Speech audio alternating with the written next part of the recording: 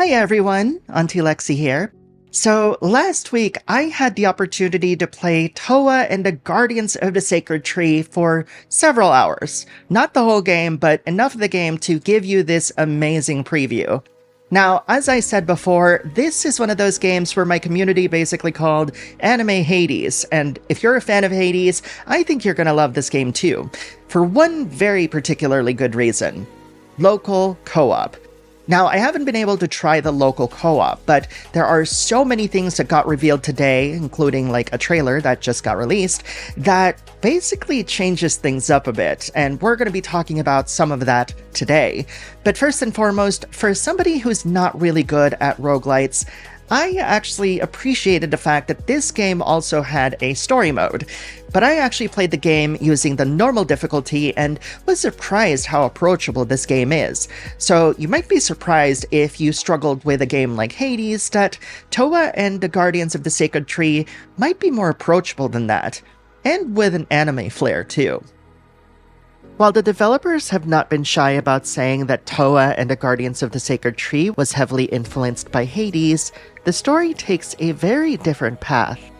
You play as Towa, a priestess chosen by the Sacred Tree to protect her village from an evil god called Magatsu. To stand against this looming threat, she teams up with 8 guardians to seal this evil deity once and for all. One of the things I appreciate about Towa and the Guardians of the Sacred Tree is how it eases you in. At the start, you play as the most balanced guardian, Rekka, with Towa stepping in as support. This gives you space to learn the fundamentals and see how different it feels from other roguelites. Each run pairs 2 characters together, your Tsurugi and your Kagura. The game explains that Tsurugi means sword, and Kagura means staff. And yes, those names do describe the weapons they wield. But just as importantly, they define each character's role in combat. The Tsurugi is your primary fighter under your direct control, while the Kagura is your support partner, who aids you with abilities during battle. As the Tsurugi, you have full command of their kit. An attack button, a dash, a button to quickly switch swords, a fatal blow, and a couple of buttons assigned to each of your Kagura's abilities. The Kagura is right there with you on the battlefield, though they're not swinging away on their own. Their abilities only trigger when you press the assigned buttons, or automatically if you've equipped skills that auto-fire. We'll be talking more about those abilities later, but just know that it's possible to end up with a Kagura whose skills trigger automatically without your intervention. But here's the catch. Your Kagura can also be targeted by enemies and take damage, so you're not only dodging for yourself, but you're also looking out for your partner. This concerned me a fair bit. At first, I honestly thought having to watch over the Kagura would feel like babysitting, and that it might be the one thing that kept me from enjoying the game. But the more I played, the more I realized that that wasn't really the case. Most of the time, the Kagura was helping me deal damage or cast support abilities, rather than dragging me down. And when enemies did focus on them, the game actually gave me a clear visual reticle showing they were under threat, which made protecting them much easier than I expected. If I had to compare it, the Kagura feels a lot like classic gaming assists. Think the options in Gradius, the Shadow Ryu clones from Ninja Gaiden 2 on NES, or even the assist calls in Marvel vs. Capcom. They pop in with damage or support abilities that complement your play, but ultimately, your survival and offense still rest squarely on your shoulders. There's another wrinkle to keep in mind with your Tsurugi's attacks, and this part can get a little confusing. The game says each Tsurugi carries 2 swords, called Honzashi and Wakizashi. But since you can actually craft and swap different swords into those slots, I think of Honzashi and Wakizashi less as the blades themselves, and more as the 2 attack styles your character uses. Take Rekka, for example. Her Honzashi is a straightforward flurry of sword slices, fast and direct. Her wakizashi, on the other hand, is a chargeable circular area of effect strike that grows in range and force the longer you hold the button, up to 4 charge levels. It deals damage over time to anything inside its radius. Other characters' wakizashi may work differently, but the core idea is the same. Honzashi is your go-to attack style, while wakizashi is your big, chargeable power move. Here's the catch. Both honzashi and wakizashi are tied to their own swords, and if you lean too heavily on one style, that sword can actually break. When that happens, you need to use Quick Draw, a special switching attack, to swap to the other style and give the broken one time to recover. If you ignore it and keep pressing with a broken sword, your damage gets cut in half, which is a huge penalty. If all these terms, Tsurugi, Kagura, Honzashi, Wakizashi, are starting to feel like alphabet soup, I don't blame you. I struggled with them too, and even came up with my own shorthand just to keep things straight. And that's on top of Towa's gameplay being a lot less straightforward than Hades, since you're not only juggling a support partner who can take damage, but also managing the durability of 2 different swords at the same time. But while all that complexity is worth keeping in mind, the most important thing I discovered was the synergy between the Tsurugi and Kagura I chose. And with today's trailer reveals, those choices just got more complicated. Because when you defeat one of the Magatsuhi, vassals serving the evil god Magatsu, they unleash a massive surge of mana upon death.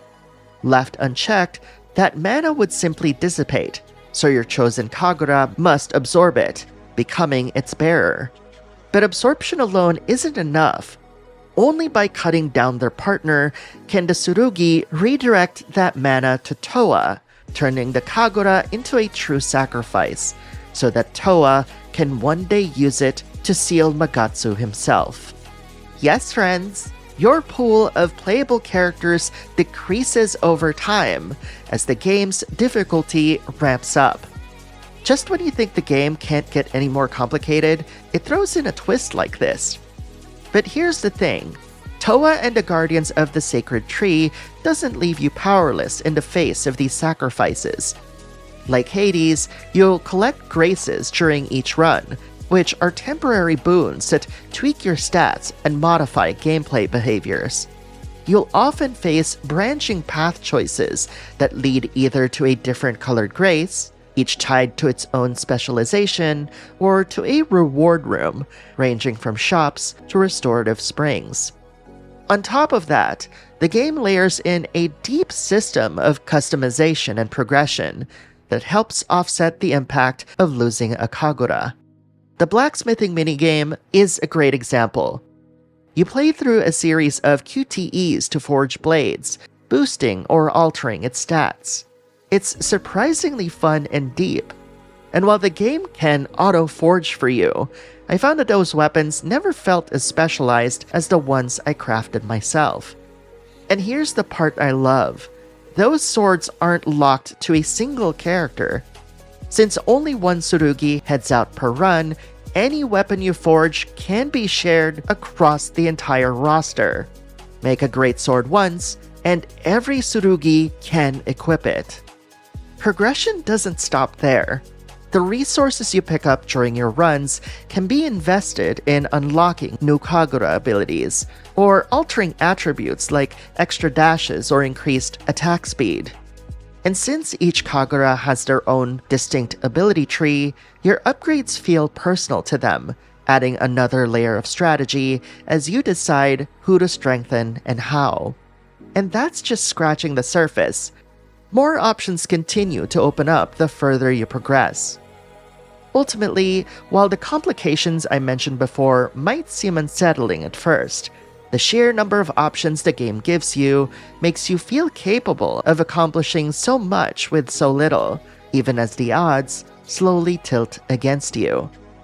That sense of looming hopelessness is also offset by the presence of a beautiful village you can help rebuild. I'm a huge fan of town building, and while you don't directly decide where to place structures or which facilities to prioritize, at least in this build, the scope feels broader than its inspirations. The villagers themselves add a tangible sense of life and personality, making every sacrifice and every hard-won run feel worthwhile. I only had a few hours with the game, but I've already grown attached to the very people I'm trying to save. A big reason why is the writing.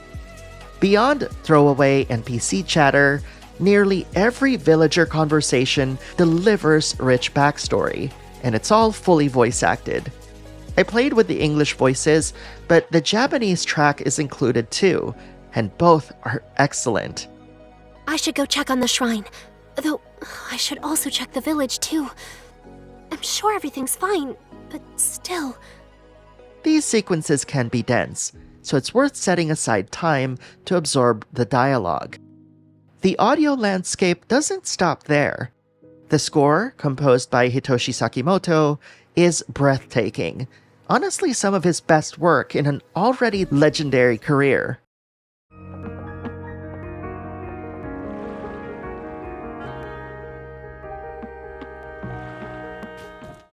And speaking of dialogue, I was floored by how much attention was given to the Tsurugi Kagura pairings. Nearly every combination I tried had unique banter tied to the story, and it flowed naturally with the events on screen. I myself would not have come this far without your help, Origami. Thank you, Nishiki. That's true. Others helped me, so now it's my turn to help others. It's an impressive level of polish, and it left me in awe of how much care went into weaving character dynamics into the larger narrative. Needless to say, Towa and the Guardians of the Sacred Tree is meaty. Even after just playing for a few hours, it's been living rent-free in my head. Its captivating visuals, incredible soundscape, and engaging yet complex combat and progression systems keep me thinking about it days later. And the best part? You don't have to wait for release. There's a demo available right now where you can try out 4 of the 8 Guardians for yourself. With all that said, I'm curious which Guardians will be your Tsurugi and Kagura. My favorite pairing so far is Origami as my Tsurugi, with those slow, deliberate strikes that pack a punch, paired with Akazu's abilities that I've unlocked. I'd love to hear your picks in the comments, and tell me what you think of the demo once you've played it. And if you want to keep the conversation going, share builds, trade strategies, or just gush about your favorite characters, come join our community on Discord at dsc.gg/backlogbattle. And if you'd like to support a trans content creator making deep dives into RPGs, indies, and niche gems, check out my Patreon at patreon.com/backlogbattle. Thank you very much for watching, and I'll see you in the next video.